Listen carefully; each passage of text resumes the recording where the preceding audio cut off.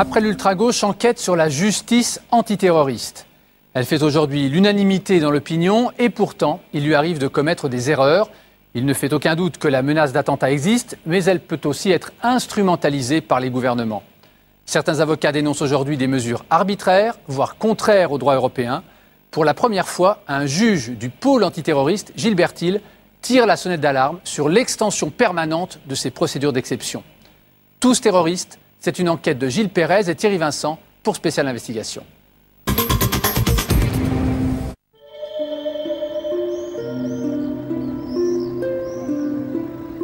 Saint-Pons-de-Thomières, petite bourgade paisible dans l'Hérault. Pierre Blondeau tient ici une librairie régionaliste, dépôt de tabac. Un personnage, ce Blondeau.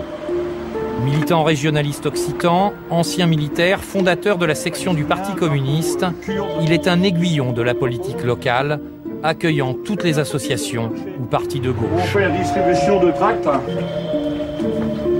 Là, il y a beaucoup de propagande de diffuser. Le 3 septembre 2009, les policiers de la SDAT, la sous-direction à l'antiterrorisme, déboulent dans le commerce de Pierre Blondeau. Alors ça, c'est le 3 septembre 2009 où les policiers n'ont pas réussi à me mettre une cagoule sur la tête ou une veste. On est sorti, il y avait les 7 à 8 télévisions en randonnion, là, comme des charognards sur un fil, qui nous attendaient, qui m'ont filmé. Comme j'étais le seul à être connu, c'est pour ça que c'est passé en boucle pendant des jours et des jours. La police pense avoir arrêté un mystérieux corbeau qui nargue les autorités depuis des mois. Lettre de menace de mort accompagnée de balles, envoyée au président de la République et à plusieurs responsables politiques. Vous avez quelque chose à dire? Front rouge, vive la République sociale! J'ai crié Front rouge et vive la République sociale. Bon, on m'a dit ça. On s'est interrogé là-dessus. Oui. Mais oui. Non, mais à la limite, enfin, tous les copains communistes, ils ont compris, c'est déjà pas mal. Non, j'aurais dû continuer, mais bon, j'aurais dû dire, ah bah, la société bourgeoise, le prolétariat vaincra, voilà, et puis mort au con aussi, ça aurait été le mieux. Mais enfin bon, j'ai pas su tout dire, mais la fois prochaine, je saurai. Dès le lendemain, un comité de soutien se crée et manifeste sous les fenêtres de la mairie pour demander sa libération immédiate. Grande gueule, c'est bien aussi dans un pays, dans une république où on peut s'exprimer, c'est bien d'être une grande gueule aussi, on a le droit aussi de s'exprimer, c'est pas pour ça qu'on est un terroriste, un coupable et quelqu'un qui commet des actes délictueux. L'interpellation fait suite à 3 mois de surveillance assidue des enquêteurs. Une surveillance qui ne donne rien de particulier. Écoute, filature, enregistrement, tout a été mis en œuvre. On avait su qu'il y avait une caméra qui était en face. Chose que je savais pas, c'est qu'il y en avait une de l'autre côté aussi qui filmait et t'avais apparemment un Gus qui a passé des jours et des jours avec un téléobjectif de la citadelle là-haut où c'est juste en prolongation, tu vois bien la vue et tu vois qui rentre à la Cigale. Allez. Pendant 4 jours, Pierre Blondeau reste en garde à vue. Sa femme aussi est arrêtée. Parce que ma femme, ils l'ont embarqué, ils l'ont foutu en garde à vue pendant 50 heures. Et ils m'ont dit dans la nuit, la première nuit, si vous dites que c'est vous, on relâche votre épouse, on la ramène à Saint-Pons. Ce qui est du chantage et compagnie. La seule chose, c'est que j'étais marié pendant 35 ans, mon couple battait de l'aile, et suite à ça, bon, on s'est séparés. Aujourd'hui, Pierre Blondeau, le rouge jusqu'à la tombe, comme il le dit lui-même, n'est pas tendre avec les enquêteurs. Vas-y. On a eu affaire à l'élite, au fin du fin, au meilleur des meilleurs. Si on avait eu affaire au plus con, qu'est-ce que ce serait devenu? Non mais c'est ça quoi, je veux dire. Attends, parce que les vrais terroristes, ils doivent rigoler, hein, ils peuvent courir. Hein. Ils ont mis 3 mois à s'apercevoir que c'était pas moi et que c'était pas les pommes ici là. Depuis sa libération, Pierre Blondeau affiche dans son commerce ce t-shirt avec un corbeau, comme un pied de nez aux événements. Reconnu innocent, il ne sera pas mis en examen. Son seul tort, avoir été fiché comme agitateur et militant d'extrême gauche. 3 mois plus tard, la police arrêtera le véritable corbeau, un déséquilibré qui a avoué les faits. L'affaire n'avait rien de politique, les médias en parleront à peine. Dans une population française à vif sur la question de la sécurité, la justice antiterroriste fait l'unanimité dans l'opinion. Pourtant, elle aussi commet des erreurs et des abus. Enquête sur l'autre face de cette justice d'exception.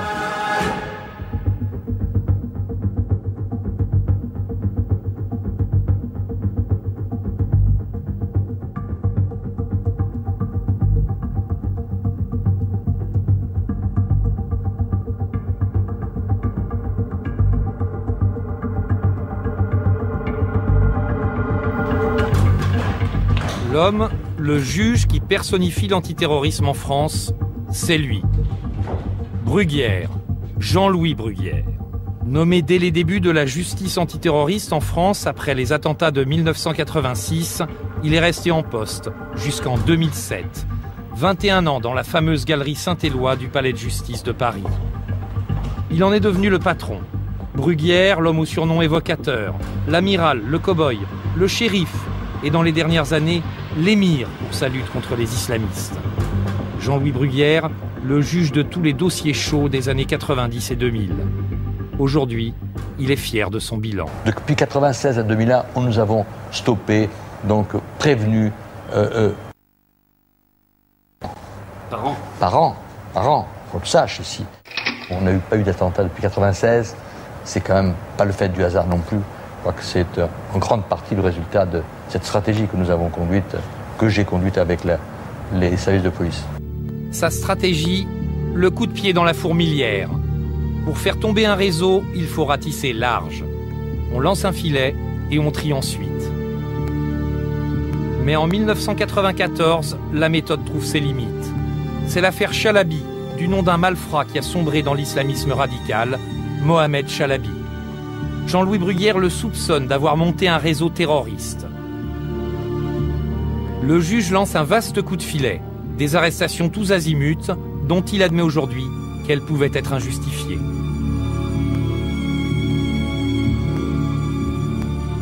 Il y a eu des erreurs qui ont été faites, incontestablement. Cette affaire Chalabi est arrivée à un moment où on découvrait ce que c'était que la menace islamiste radicale. Monsieur Bruguière ratissait large, et donc j'ai défendu dans le procès Chalabi un monsieur qui était le propriétaire d'un garage qui avait loué ce garage à des gens qui, à l'intérieur du garage, et qui a finalement bénéficié d'un non-lieu, parce qu'effectivement, ces procès instruits par M. Bruguière ont débouché sur une quantité de non-lieux que nous n'avions jamais vus. Hein, et qui est bien la preuve que c'est des gens qu'on n'aurait pas dû mettre en cause. Marie-Noëlle Droux, elle aussi, a été interpellée dans l'affaire Chalabi. À l'époque, elle travaillait au ministère de l'Agriculture. En avril 1994, sa vie a basculé. Et bien un jour, alors que je menais une petite vie très rangée et tranquille, à 6 h du matin, on a entendu boum, boum, boum à la porte. Des bruits très forts, violents, et bon, je me suis précipitée pour ouvrir. Et j'ai vu passer devant moi 4 hommes, je crois, avec une arme au poing.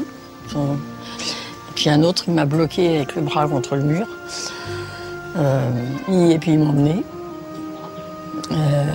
Et je voulais laisser un mot pour prévenir ma fille quand elle allait venir, qu'elle ne s'inquiète pas de l'état des lieux. Ça, tout était interdit. J'avais l'impression d'être déjà un objet, quelqu'un qui n'avait plus aucun droit, quoi.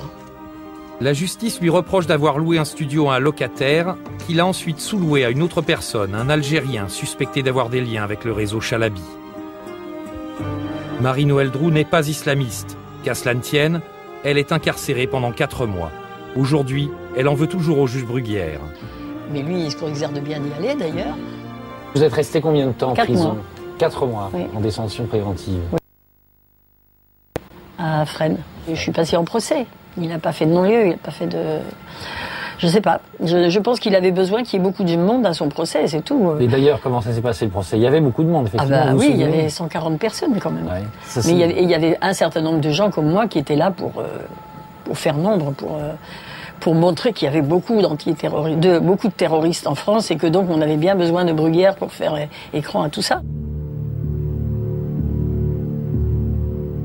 Le procès à grand spectacle commence en septembre 1998. Le gymnase de la prison de Fleury-Mérogis est aménagé en tribunal. On fabrique des boxes d'accusés sécurisés, des moyens hors normes sont mis en place. Mais le procès Chalabi tourne au fiasco. Sur les 138 accusés, 51 sont totalement innocentés. 22 seront même indemnisés par l'État pour détention abusive, comme Marie-Noëlle Droux, qui a touché 7 500 €.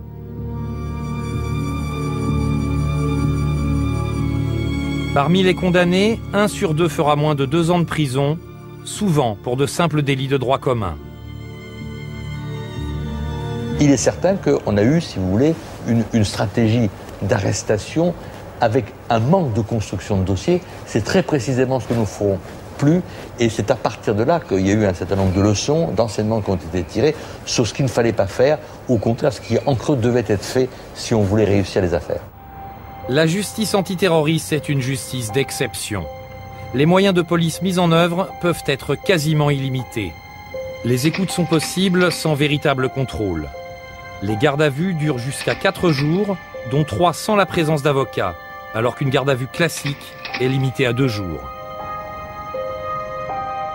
Au cœur du dispositif, l'accusation d'association de malfaiteurs en relation avec une entreprise terroriste, une notion juridique apparue dans le droit français en 1996.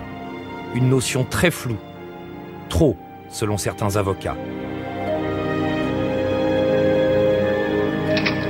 On peut mettre tout un chacun dans l'association de malfaiteurs, tout un chacun qui connaît, qui a sur son cahier de téléphone, qui a hébergé, qui a mangé avec, qui a eu au téléphone, qui a le même médecin, enfin je ne sais pas, mais tout peut servir à justifier d'être renvoyé pour association de malfaiteurs. L'association de malfaiteurs en relation avec une entreprise terroriste, Mehmet Ali Dogan aussi en a fait les frais. À 53 ans, ce militant kurde vit en France depuis 25 ans, naturalisé français, en 2004. En février 2010, il a été arrêté par la SDAT, la sous-direction à l'antiterrorisme, et écroué pendant 3 semaines à la prison de Fleury-Mérogis. Aujourd'hui, il est toujours astreint à un contrôle judiciaire. Il doit se présenter chaque semaine à la gendarmerie de Saint-Jean-du-Bruel, dans l'Aveyron. Oui, rebonjour, c'est Dogan. J'arrive. Merci. Ali Dogan est accusé d'avoir monté un camp d'entraînement terroriste pour les militants du mouvement armé kurde, le PKK. Ce camp aurait été implanté ici, en France, sur le plateau du Larzac, dans l'Aveyron. Ali Dogan ne décolère pas contre les enquêteurs français qui l'ont arrêté. Mais imaginez-vous, ils m'ont présenté comme le représentant du PKK dans l'Hérault.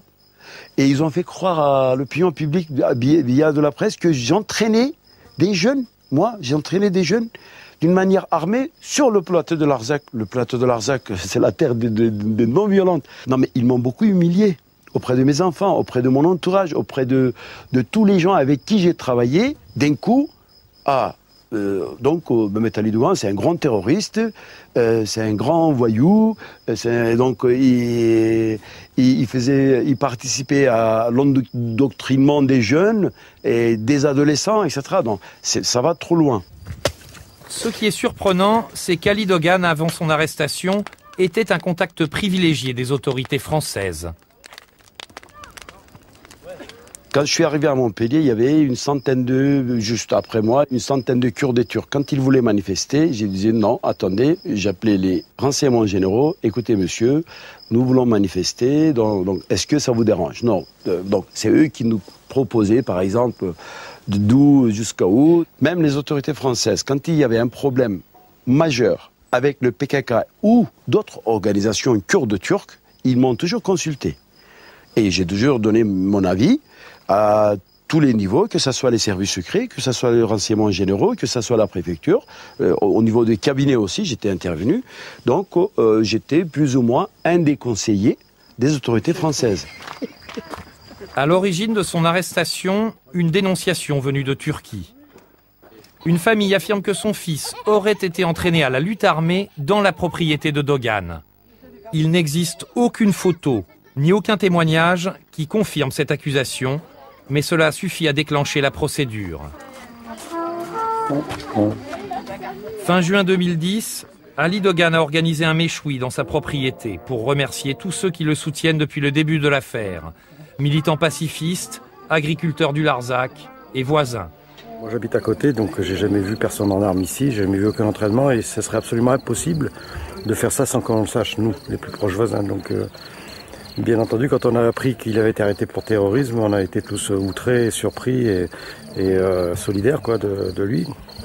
Donc aujourd'hui, on peut arrêter des gens en France, les laisser 3 semaines en prison, ensuite les mettre en résidence surveillée pendant des mois et des mois, sans qu'il y ait absolument aucune preuve, alors que que les allégations qui ont été avancées sont complètement fausses, puisque nous on sait que c'est faux. On connaît le personnage depuis longtemps, c'est pas un inconnu, Ali, ici. Ali Dogan, le militant kurde, est convaincu d'avoir été victime d'un marchandage diplomatique. Il a en effet été arrêté le 26 février 2010. 5 semaines plus tard, le 6 avril 2010, le Premier ministre turc est en visite officielle à Paris. Or, les indépendantistes kurdes sont depuis toujours la bête noire de la Turquie. Paris a-t-il sacrifié Dogan pour faire plaisir à Ankara? Ali Dogan, lui en tout cas, en est persuadé. Pour moi, c'est une insulte à des valeurs françaises. Réagir de cette manière-là, donc ramener la justice autant au service des politiques, c'est vraiment une insulte à travers les valeurs françaises, des valeurs républicaines dans lesquelles la justice a son indépendance. Le juge Fragnoli, en charge de cette affaire, n'a pas souhaité s'exprimer. Secret de l'instruction oblige. À mon avis, c'est cette solidarité qui m'a permis d'être libéré. Ali Dogan, lui, risque 10 ans de prison. Il n'est pas le seul militant kurde à être aujourd'hui dans le collimateur de la justice française.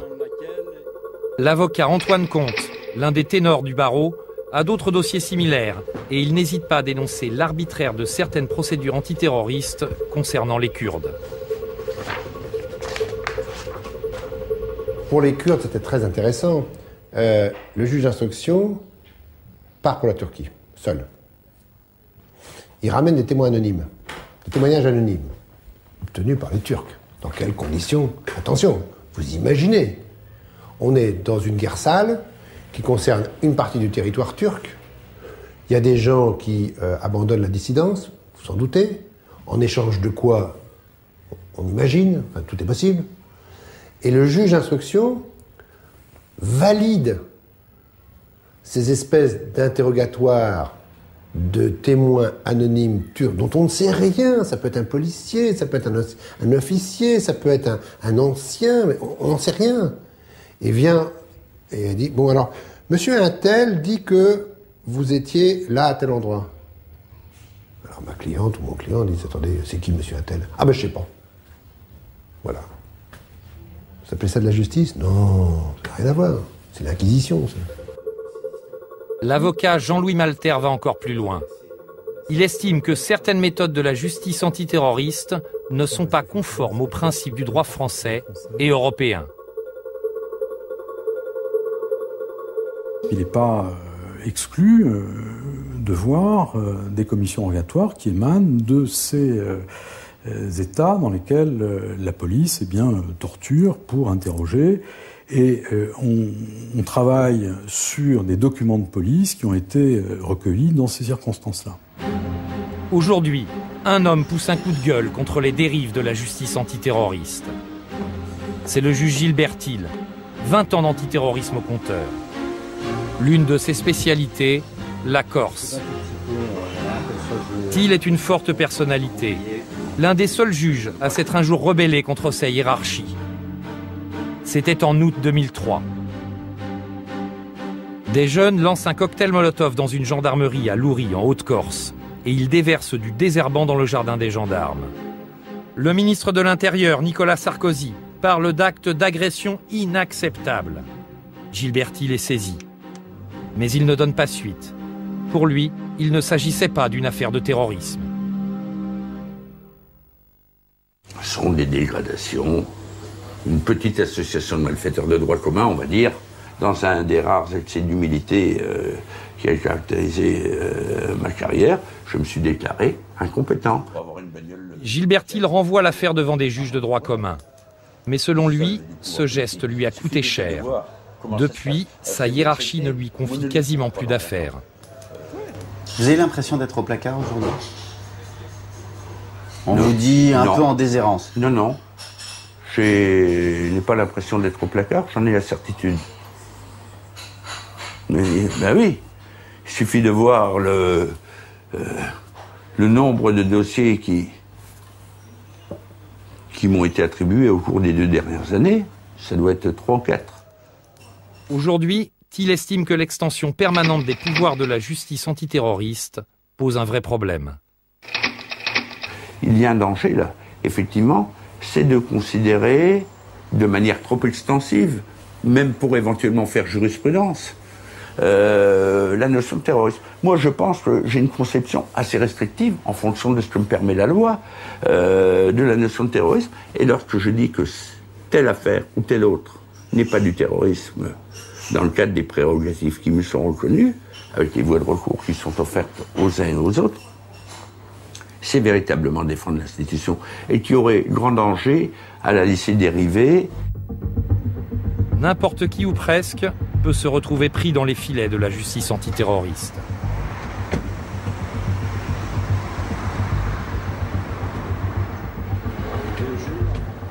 Guillaume Dasquier, journaliste d'investigation, en a fait l'amère expérience.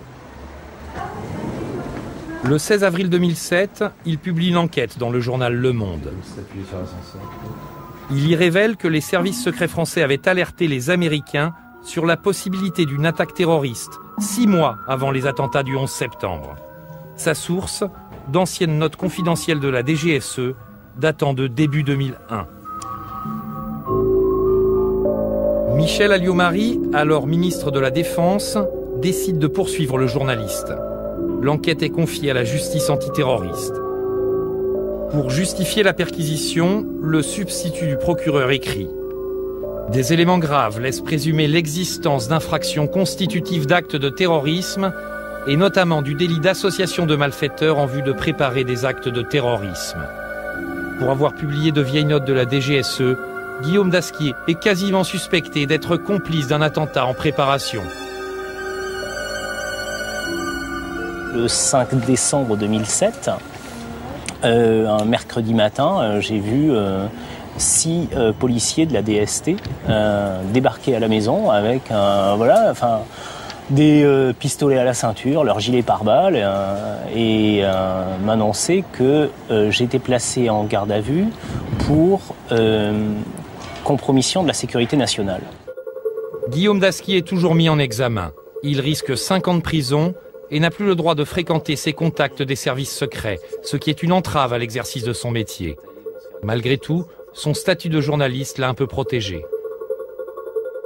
Et si je m'appelais Mouloud, et si je m'étais retrouvé par hasard dans la mauvaise mosquée, le mauvais jour, au mauvais moment?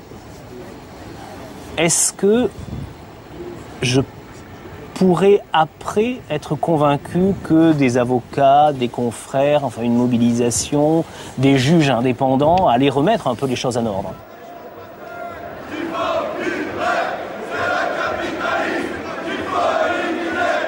Après les islamistes dans les années 90 et 2000, la justice antiterroriste s'est trouvée un nouvel ennemi, les mouvances qualifiées d'ultra-gauche anarcho-autonomes par la police.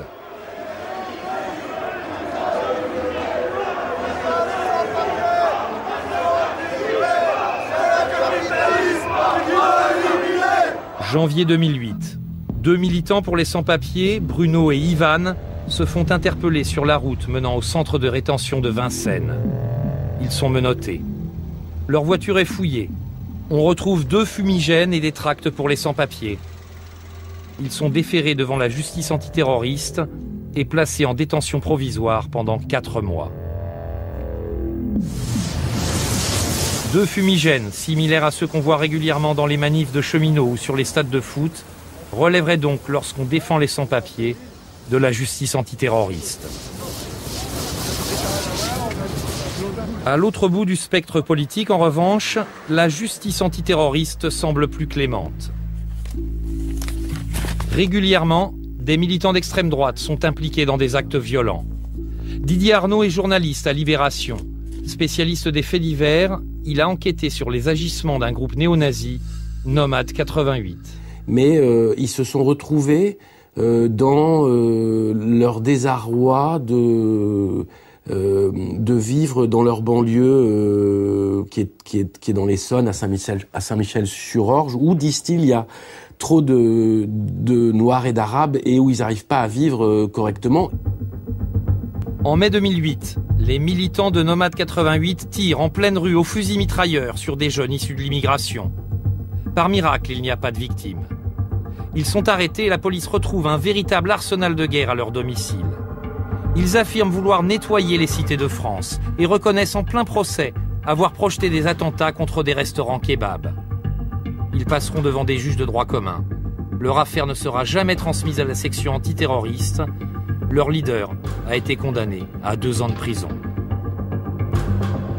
En France, il y a ce type de groupe qui est capable de venir arroser comme ça en pleine journée, parce que ça s'est passé à 18h, je crois, à un arrêt de bus à côté avec des enfants, etc., quoi. Donc de faire un massacre finalement. En 24 ans d'existence, les magistrats spécialisés de la section antiterroriste n'auront pas une fois été saisis d'un dossier concernant des membres de groupes violents d'extrême droite. Ni Nomad 88, ni les attentats contre les foyers Sonacotra en 1988 qui ont fait 1 mort ne seront confiés aux juges antiterroristes. La France détient pourtant le record d'Europe en matière de procédures antiterroristes. 430 pour l'année 2009. C'est 40 fois plus qu'en Allemagne, 8 fois plus qu'en Italie et 2 fois plus qu'en Espagne, pourtant confrontés à la violence de l'ETA.